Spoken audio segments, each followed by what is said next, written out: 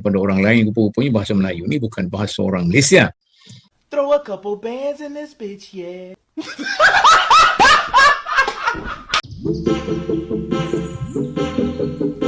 Sahabat semuanya dimanapun kalian berada, semoga dalam keadaan sehat walafiat. Kali ini seorang profesor Malaysia kembali mengatakan, bahwa bahasa Melayu adalah bahasa yang perlu diangkat menjadi bahasa peringkat antar bangsa menurut dia. Di sini kita perlu membantah. Karena, rakyat Indonesia pastinya tidak akan bisa menerima ucapan dari profesor ini.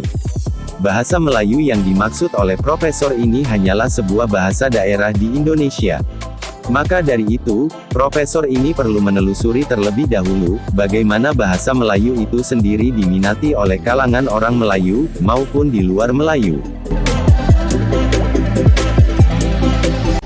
Yang disampaikan oleh profesor ini hanyalah sebuah angan-angan bagi rakyat Malaysia. Karena, bahasa Melayu tidak akan mungkin menjadi bahasa penyatu di Asia Tenggara ini. Perlu ditelusuri, bahwa bahasa Melayu itu sudah banyak mengalami perubahan di kalangan orang Melayu itu sendiri.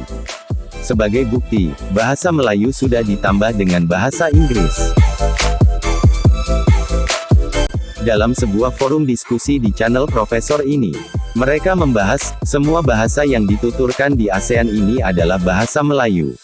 Memangnya profesor ini tidak belajar tentang sejarah, bahwa setiap negara itu mempunyai bahasanya masing-masing. Bahasa Melayu memang bahasa yang banyak digunakan, tetapi bahasa Melayu hanya digunakan oleh orang Melayu saja. Bahkan profesor ini menyebut Indonesia, Timor Leste, hingga Papua Nugini, semuanya dianggap berbahasa Melayu. Padahal bahasa Indonesia dan bahasa Melayu itu sangat berbeda. Sepertinya profesor ini hanya mencari-cari alasan agar bahasa Melayu Malaysia menjadi primadona di Asia Tenggara ini. Lebih lanjut, profesor ini seakan-akan tidak memperdulikan kesimpang siuran yang terjadi di kalangan rakyat Malaysia dan rakyat Indonesia mengenai bahasa Melayu yang mau dimartabatkan. Selain itu, profesor ini perlu memikirkan ulang, bagaimana bahasa Melayu itu diminati di Asia Tenggara ini. Berikut penjelasan menurut profesor ini. Tiba-tiba sahaja timbul isu nak jadikan bahasa Melayu sebagai bahasa perantaraan sekurang-kurangnya di peringkat Asia Tenggara lah, begitu kan. Saya tidaklah mengikuti sangat. Sedangkan kita kata yang saya katakan menggaru di tempat yang tidak gatal tu maknanya yang gatal di tempat lain. Jadi pengalaman sebagai seorang ahli lembaga Dewan Bahasa selama 6 tahun saya duduk di situ, saya rasa begitu jerih. Orang Dewan Bahasa rasa sangat terkilan dalam banyak hal kerana soal bahasa ni diketepikan begitu sajalah.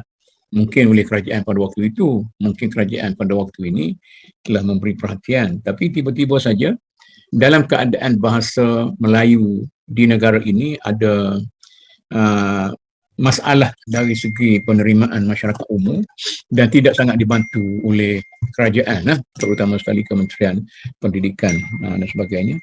Tiba-tiba saja keluar isu nak mengantarabangsakan. Jadi macam pelik sikit. Jadi tempat yang tak sampai itu nak digaru, tempat yang gatal tapi mudah sampai itu tak digaru sangat. Kemudian telah timbul pula bantahan daripada Indonesia. Ya sudah pasti bangsa Indonesia membantah itu. Karena secara persentase, bahasa Indonesia lebih banyak jumlah penutur dari bahasa Melayu. Yang saya bimbangnya, bila kita berdebat dengan Indonesia, maka akan lahirlah juga satu suara daripada orang lain. Rupa-rupanya bahasa Melayu ni bukan bahasa orang Malaysia. Bahasa orang lain juga, jadi mengapa kita duduk tekan sangat? Ini cerita lain. Di Indonesia pun akan lahir isu. Jadi mengikut negara. Bahasa Melayu di Afrika. Jadi maknanya boleh kita guna pendekatan yang sama lah kalau Indonesia setuju. Sebab bahasa Indonesia itu juga asalnya ialah bahasa Melayu. Tapi kalau kita nak ungkit yang tu mungkin akan sebab sebelum COVID itu saya ada di Jakarta dan kita bincang juga dengan, pasal saya ada concern dengan Jawi itulah. Jadi dia orang Jawa ni dia pun ada semangat Jawa juga. Dia kata kalau yang tu bahasa Melayu, maka orang Indonesia pun mau bahasa Jawa lah jadi bahasa kebangsaan kita. Macam mana tu? Kalau kita lihat tu ada sejarah yang panjang tentang pemilihan bahasa negara di Indonesia. Dan penamaan bahasa Indonesia itu pada tahun 1928, tak silap saya, tentang Sumpah Ya. Pemuda kan. Memang itu pemilihannya daripada bahasa Melayu dinamakan sebagai bahasa Indonesia lah. Ya. Untuk tujuan perpaduan nasional di Indonesia. Ya. Di Brunei, Puan Siti, ini kebetulan Puan Siti Alawiyah, sebelum saya minta Cik Harun bagi ulasan. Di Indonesia ada satu reaksi yang Reaksi bangsa Indonesia tentu saja tidak menerima bahasa Melayu dijadikan bahasa resmi di Asia Tenggara. Karena banyak faktor yang harus diperhitungkan. Sekian dulu cuplikan video kali ini. Semoga bermanfaat. Jangan lupa like, komen dan subscribe channel ini.